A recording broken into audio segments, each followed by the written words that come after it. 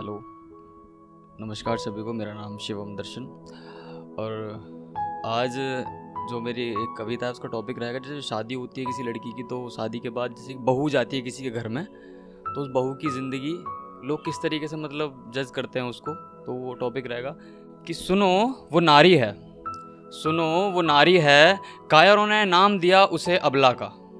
कि सुनो वो नारी है, कायरों ने नाम दिया उसे अबला का, पर धर ले रूप अगर वो काली का, तो समूचे विश्व पर अकेली ही भारी है। सुनो वो नारी है, सुनो वो नारी है। तो जो बहू है उसकी जो लाइफ कैसी होती है, लोग किस तरीके से उसको जज करते हैं, आगे यही रहेगा। हम बचपन से सुनते आते हैं कि कैसे लड़की को हम घर में जज करते हैं कि अगले घर जाना है, थोड़ा संभल के चलो, ये वो जो भी है। तो ये लाइन उसी से रिलेट है कि बचपन में ही किया पराया, बचपन में ही किया पराया, रीत हमें ये समझ ना आई, क्यों अक्सर हर कोई कहता है कि बेटियां होती हैं पराई, बेटियां होती हैं पराई। कि जिस घर में उसने जन्म लिया, जिस घर में उसने जन्म लिया, वहाँ बन के पराई रहती है। अगले घर उसको जाना है, बचपन से ही उस गुड़िया को दुनिया दुहाई ये देती है, दुनिया दुहाई ये देती है। कि उसने जिस माँ की कोख से जन्म लिया, उसने जिस माँ की कोख से जन्म लिया, उसके हर फैसले को मान दिया, और अपनी जननी के कहने पर किसी गैर को ही माँ मान लिया, किसी गैर को ही माँ मान लिया। कि छोड़ दिया उसने घर अपना, लड़की शादी के बाद दूसरे घर जाती है, कि छोड़ दिया उसने घर अपना और छोड़ दिए हैं सब अपने। हाँ, छोड़ दिया उसने घर अपना और छोड़ दिए हैं सब अपने, पराया घर अब है अपना और सभी पराए हैं अपने। तोड़ आई तू आज वो सब जो कल तक थे तेरे सपने, एक पल में सब हुए पराए जो कल तक थे तेरे अपने, जो कल तक थे तेरे अपने। तो एक जैसे सलाह देते हैं घर वाले, जब लड़की की शादी होती है तो उसको कहते हैं कि अगले घर कैसे रहना है। तो एक पिता या एक माँ अपनी बेटी से कह रहा है कि जीवन नया शुरू करके, सभी कहते हैं नया जीवन होता है दूसरे घर जाती है, कि जीवन नया शुरू करके तू सपने नए सजोएगी, जीवन है एक धागा इसमें रिश्ते नए पिरोएगी।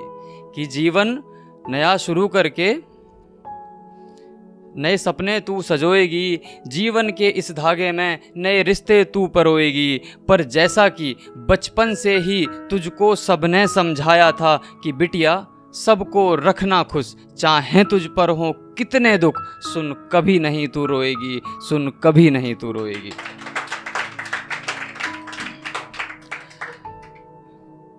कि हर मुश्किल को ससुराल की अपने, हर मुश्किल को ससुराल की अपने, खुद पर तू ले आएगी, और दुख तुझ पर हो कितने भी, सुन आंखों में आंसू ना लाएगी। पर फिर भी कुछ को मिलता ससुराल भला, वहाँ बहू बहू ना रहती है, वहाँ बहू बेटी बन जाती है। और कुछ को मिलता ससुराल बुरा, वहाँ बहू बहू रह जाती है। और ससुराल के लालच में बेटी किसी की जल जाती है, बेटी किसी की जल जाती है।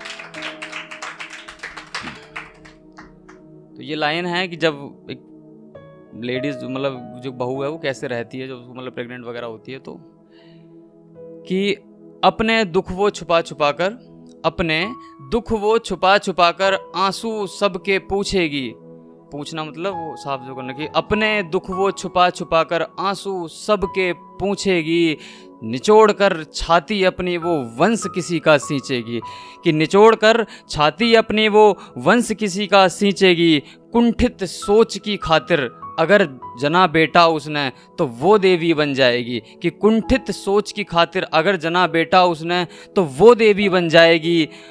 और लक्ष्मी के भूखों के यहाँ अगर जन्म ले लिया बेटी ने तो बहू किसी की सूली चढ़ जाएगी, बहू किसी की सूली चढ़ जाएगी।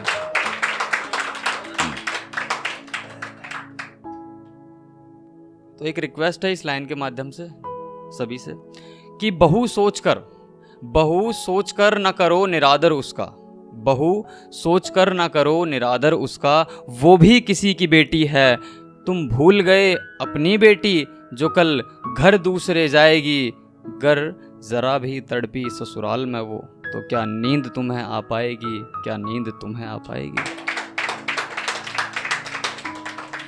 तो बस अब एक छोटी सी दरकार, तुम बदलो सोच बदलो व्यवहार। रिश्तों में रखो प्रेम भाव, ना करो अपनों से व्यापार। देखो एक पल में ही बदला बदला लगने लगेगा तुमको ये सारा संसार, तुमको ये सारा संसार। और तो अंतिम लाइनें से बोल के मैं खत्म करूँगा, थोड़ा लंबा हो गया आज। पर फायदा क्या होगा इन शब्दों से, जो शब्द मैंने कहे हैं, कि पर फायदा क्या होगा इन शब्दों से जो शब्द आज मैंने कहे। फायदा क्या होगा इन शब्दों से जो शब्द आज मैंने कहे। शब्दों का फायदा जब है जब किसी बहू की आंखों से आंसू ना बहे, आंसू ना बहे, आंसू ना बहे। Thank you.